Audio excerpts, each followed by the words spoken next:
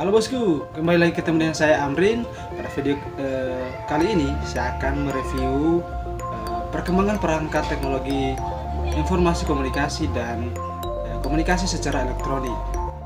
Jadi pada pembahasan pertama ini kita akan membahas beberapa perangkat yang sudah biasanya kita gunakan setiap harinya, seperti komputer, notebook, tablet, smartphone, telegram, email, messenger, dua perangkat software dan hardware. Oke, sebelum itu kita kenali bahwa perangkat teknologi ini merupakan segala jenis peralatan yang digunakan untuk memperoleh segala informasi yang dibutuhkan, baik melalui media elektronik maupun media elektronik. Tidak bisa kita pungkiri bahwa perkembangan teknologi hari ini tahunnya tanpa kita sadari teknologi itu terus berkembang menjadi lebih baik lagi. Nah, ternyata teknologi komunikasi ini telah berkembang sejak berabad-abad silam. Ini perangkat komputer yang sudah ada sejak Perang Dunia Kedua, terus mengalami disrupsi hingga saat ini.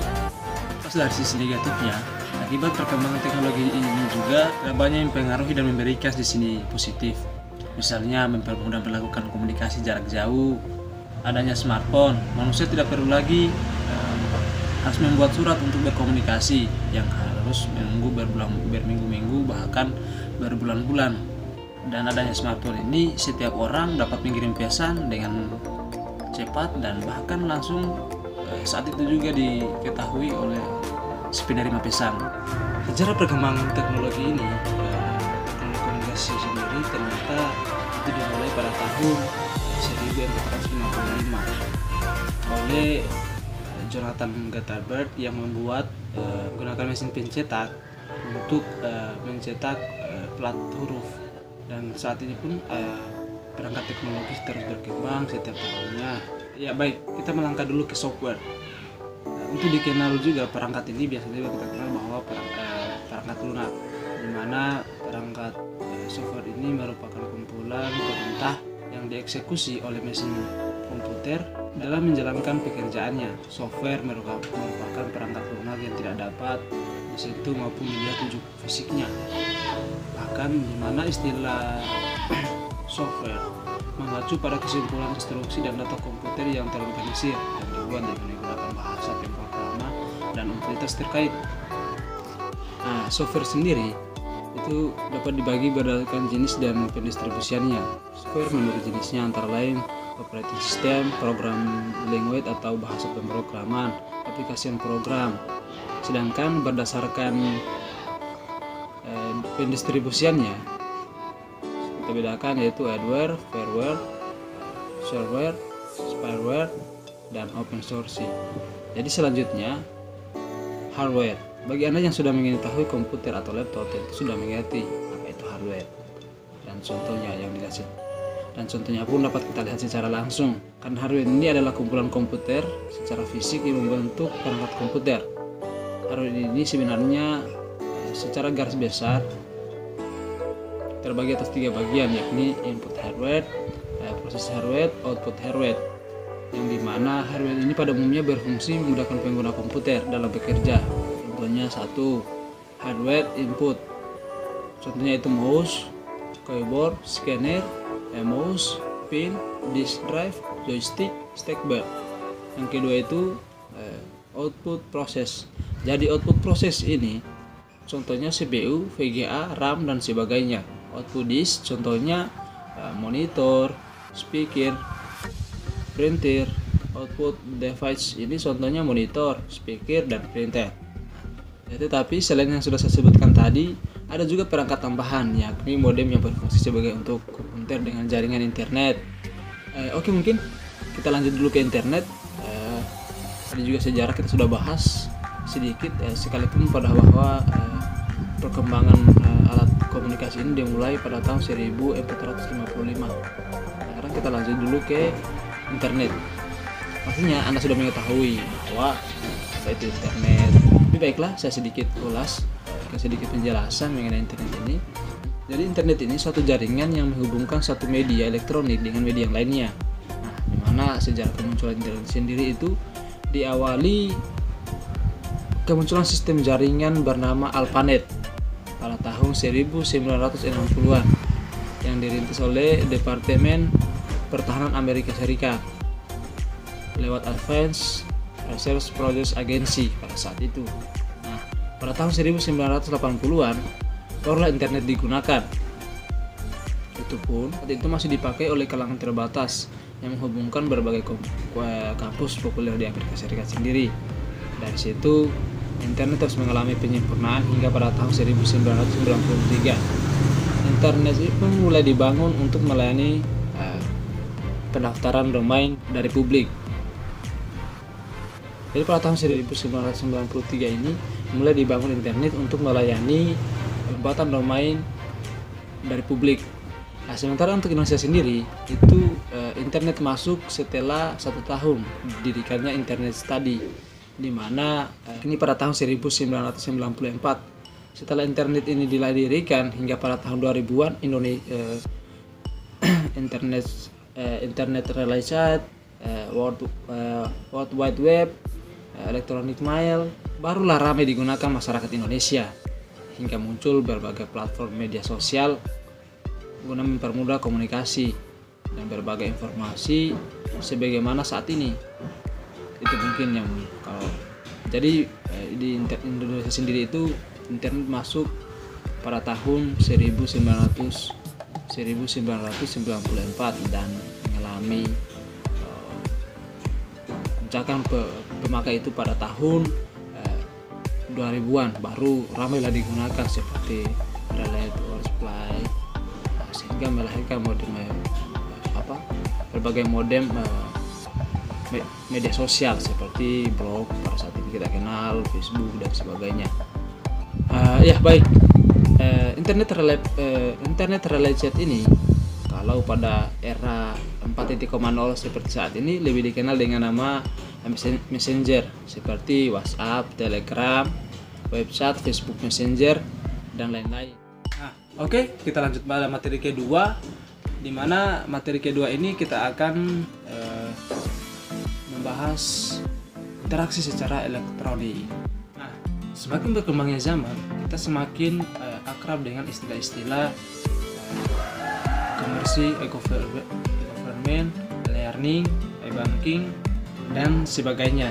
Sebenarnya di mana sebenarnya ini mengacu kata elektronik dan lebih banyak digunakan dalam konteks internet. Jadi istilah-istilah tadi bisa kita sebut sebagai elektronik komersi, elektronik government, elektronik learning. Jadi pada kesempatan ini kita akan membahas istilah-istilah yang saya sudah sebutkan di atas, dan dalam kenyataannya hal-hal yang tadi itu sebenarnya masih jauh lebih kompleks daripada review kali ini, yang dimana pada pembahasan kali ini hanya garis-garis besarnya saja, karena memang pada saat review kan sejauh apa yang menjadi pemahaman kita tentang itu dan termasuk pendapat kita soal suatu hal itu. Jadi pertama e-commerce, dan namanya pasti kita sebenarnya sudah bisa tahu bahwa e-commerce ini adalah perdagangan elektronik. Bisnis e-commerce tidak selalu berhubungan dengan penjualan barang elektronik, tapi e-commerce ini adalah transaksi perdagangan melalui sarana internet.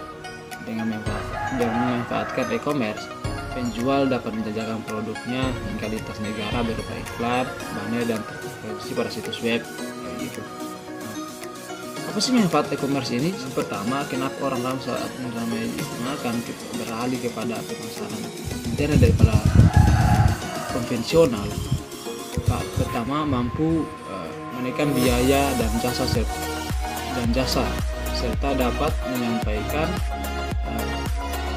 informasi dengan sangat cepat bahwa untuk kami memasarkan produk ini kayak gitu ya, biaya barang dan jasa yang lebih murah serta kecepatan itu lebih cepat karena penjual maupun pembeli itu hanya memantau lewat Android kayak gitu.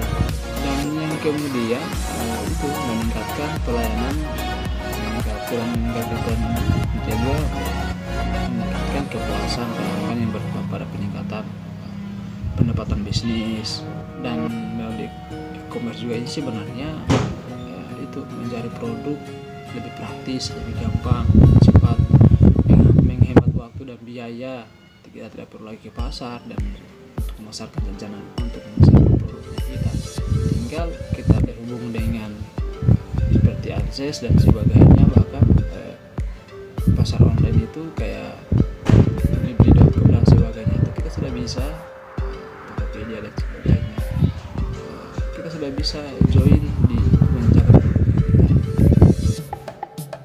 yang penting. Dan dimanapun sebenarnya kalau e-commerce ini kita hanya membutuhkan jaringan internet, selepasnya kita dapat melakukan aktivitas itu di mana saja kayak gitu, bahkan kapan saja kayak gitu. Oke, kemudian e-banking.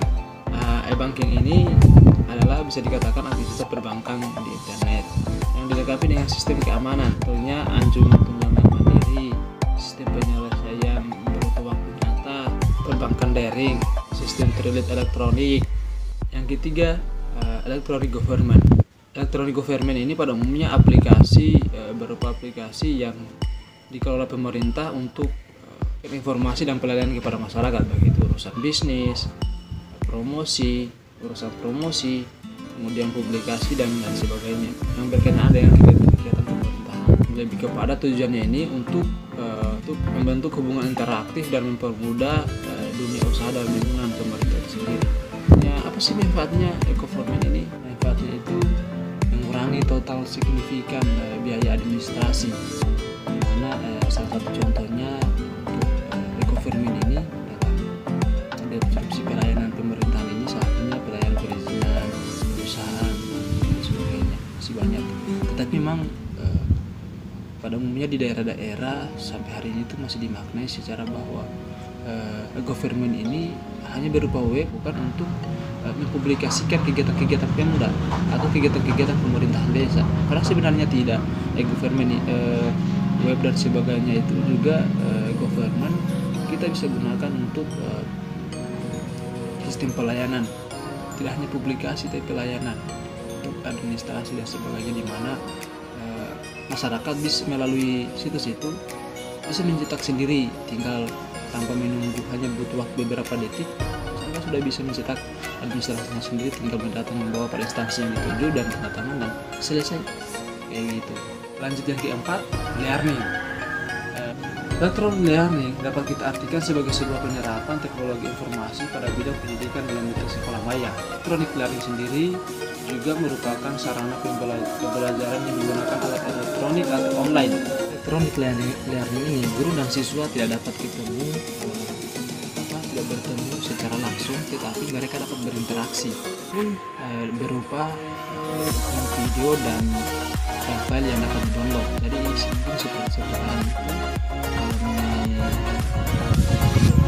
electronic learning ini semacam kursus online dan sebagainya, itu juga selalu yang akhir-akhir ini bumi dilakukan. Jadi mungkin untuk kali ini demikian penjelasan singkat review dari saya mengenai perkembangan perangkat teknologi komunikasi dan interaksi secara elektronik. Assalamualaikum warahmatullahi wabarakatuh. Jangan lupa bahagia untuk hari ini.